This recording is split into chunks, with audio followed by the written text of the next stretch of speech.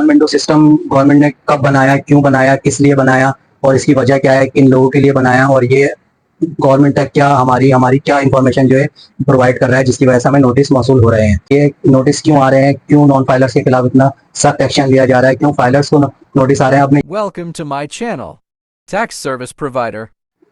अस्सलाम वालेकुम everyone, welcome to my channel as tax service provider. मैं हूं आपका टैक्स कंसल्टेंट हैदर अली और मैं आज आपके लिए लाया हूं कि ऐसा इंफॉर्मेटिव टॉपिक जिसको सुनकर आप हैरान रह जाएंगे। अब टॉपिक ये सेलेक्ट करने की वजह क्या है, टॉपिक का पहले मैं आपको जो है टाइटल बता दूं। जैसे आपने थंबनेल पे भी देखा होगा, one window system. One window system क्या होता है और ये किस लिए होता है, गवर्नमेंट ने आखिर इसको किन लोगों के लिए बनाया है, ये आज का हमारा टॉपिक है। लेकिन टॉपिक ये मैंने क्यों सेलेक्ट किया, किस लिए सेलेक्ट किया, ये बताने से पहले मैं आपसे रिक्वेस्ट करता हूँ, अगर आप हमारे चैनल पर नए हैं तो चैनल को अभी सब्सक्राइब कीजिए, लाइक कीजिए और शेयर कीजिए ताकि हमारी हर आने वाली इंफॉर्मेटिव वीडियो आप तक आसानी पहुंच सके और आपकी टैक्स नॉलेज में इजाफा हो। टॉपिक आपके लिए सेलेक्ट करने की वजह ये है कि जैसे आपको पता होगा कि आजकल फाइलर्स और नॉन फाइलर्स के खिलाफ गवर्नमेंट बहुत इन एक्शन हुई हुई है, खासतौर पर नॉन फाइलर्स के खिलाफ। अब यहाँ तो समझ में आता है कि नॉन फाइलर्स को टैक्स नोटिस जो वसूल हो रहे हैं, लेकिन फाइलर्स को क्यों हो रहे हैं, तो इसी बेस को मैंने सोचते हुए मैंने सोचा कि आज आपको वो बात बता दी जाए कि ये नोटिस क्यों वसूल हो रहे हैं। तो इस वजह से मैंने आपके लिए ये वन विंडो सिस्टम का टॉपिक जो है सेलेक्ट किया है।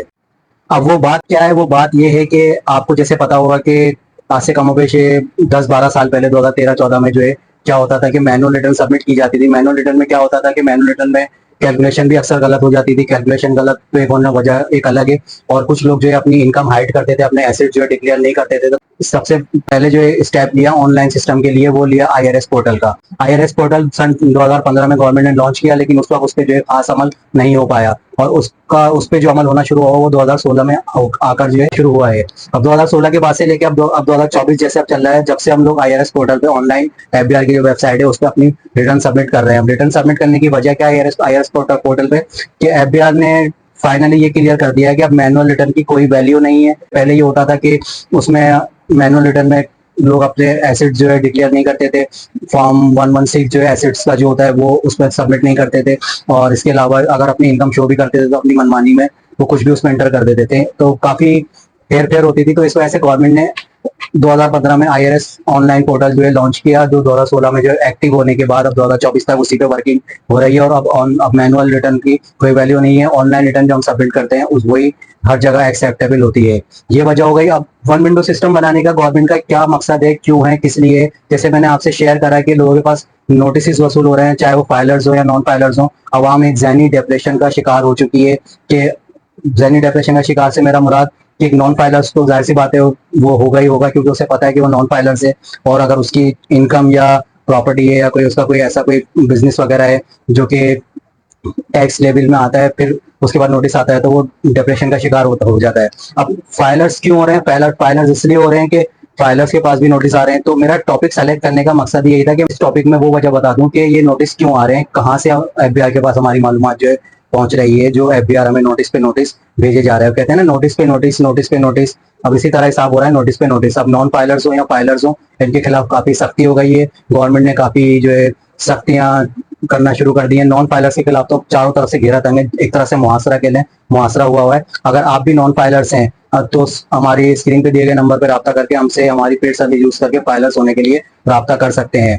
तो अब मैं आपको बता रहा था कि नोटिस वगैरह वसूल होने की वजह क्या है, वन विंडो सिस्टम गवर्नमेंट ने कब बनाया, क्यों बनाया, किस लिए बनाया और इसकी वजह क्या है, किन लोगों के लिए बनाया और ये गवर्नमेंट तक क्या हमारी हमारी क्या इंफॉर्मेशन जो है प्रोवाइड कर रहा है, जिसकी वजह से हमें नोटिस मौसूल हो रहे हैं। अब वन विंडो सिस्टम गवर्नमेंट ने 2021 में लॉन्च किया था, जिसमें एफबीआर को यह अथॉरिटी दी थी कि एफबीआर जो है स्टेट बैंक ऑफ पाकिस्तान से और नादरा जो कौमी शनाख्ती कार्ड का जो है दफ्तर होता है, जहां से हमारा कौमी शनाख्ती कार्ड जनरेट होता है, वहां से एफबीआर डेटा कलेक्ट करे। मगर 2021 के बाद जो है इस पे अमल होते होते जो है कोई खास अमल नहीं हुआ। अब जाके 2023 और 24 में इसमें बहुत सख्ती से अमल हो रहा है। अब ये वन विंडो सिस्टम होता क्या है? वन विंडो सिस्टम में एफबीआर ने अब एक आम शहरी भी इस बात को समझ सकता है कि एफबीआर ने नादरा से और स्टेट बैंक से हमारा डेटा कलेक्ट किया।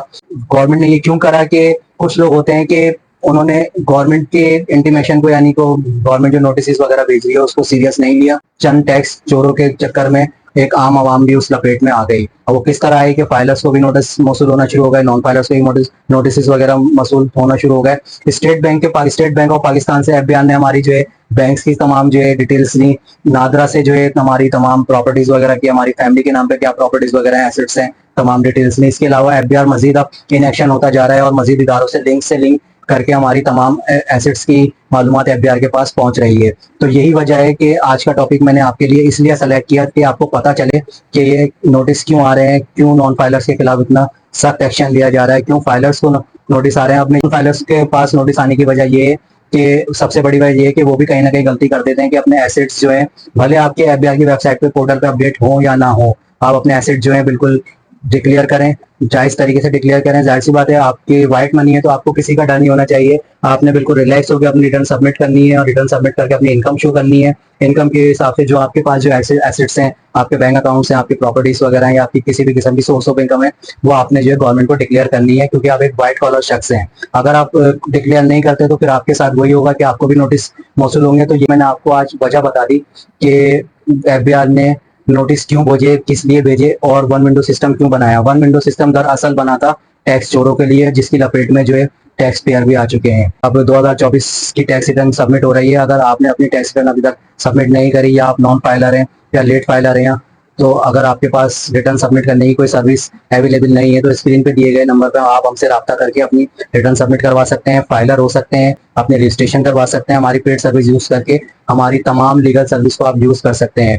उम्मीद करता हूँ कि आपको जो है टॉपिक समझ भी आया होगा, पसंद भी आया होगा कि आखिर ये नोटिस वगैरह क्यों मौसूल हो रहे हैं, किस लिए मौसूल हो रहे हैं, वन विंडो सिस्टम क्या होता है, किस लिए होता है, ये क्या काम करता है और किन लोगों के लिए होता है, और किन लोगों की वजह से इसके असरात जो है आम लोगों पे पड़ रहे हैं।